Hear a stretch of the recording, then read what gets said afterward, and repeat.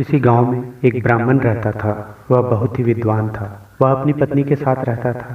उसका एक पुत्र भी था। पुत्र अत्यंत सदाचारी और गुणवान था। उसकी बुद्धि इतनी तीव्र थी कि ब्राह्मण उसे जो कुछ भी पढ़ाता था वह तुरंत समझ लेता था और उसे कभी नहीं भूलता था। पुत्र की कुशाग्र बुद्धि से ब्राह्मण मन ही मन प्रसन्न रहता था, पर ऊपरी मन से उसे सदा डांटता फटकारता रहता था। कभी भी उसने अपने मुंह से पुत्र की प्रशंसा नहीं की थी। वर्ष पर वर्ष बीतते गए और ब्राह्मण एवं ब्राह्मण पुत्र शिक्षा की ऊंचाइयों की ओर बढ़ने लगा और एक दिन पढ़ लिख कर बहुत बड़ा विद्वान आदमी बन गया। देश विदेश में उसकी विद्वता का यश फैल गया। लोग उसे पूरे देश का सर्वोत्तम विद्वान मानने लगे। बालक की इतनी प्रतिष्ठा हो जाने पर भी पिता का स्वभाव थोड़ा भी नहीं बदला। वह अब भी पुत्र की छोटी सी भूल पर भी उसे डांट फटकार सुना देता था।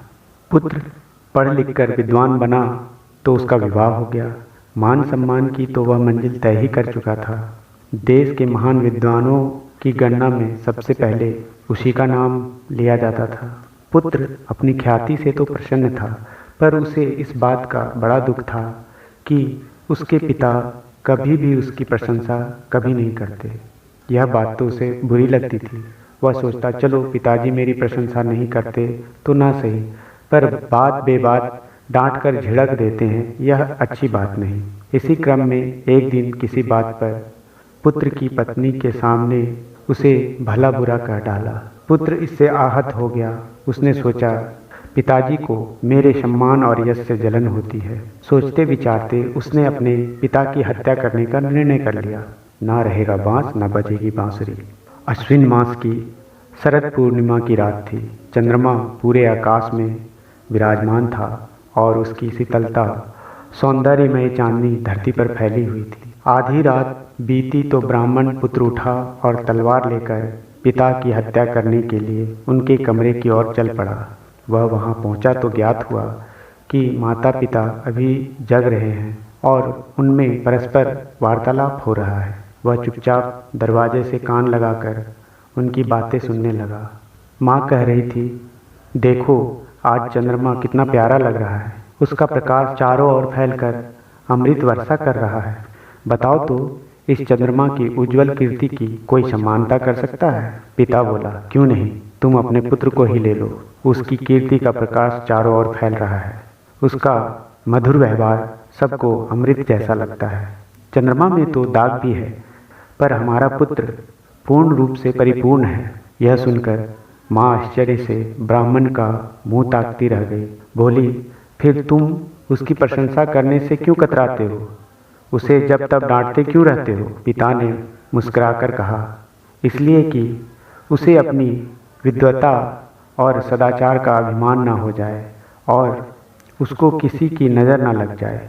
माता पिता की इस बात को सुनकर पुत्र हैरान रह गया। उसे अपनी सोच पर बड़ा पश्चाताप हुआ। अपने मन में उसने कहा, ओह, मैंने क्या सोचा था? मैं कितना जघन्य अपराध करने जा रहा था।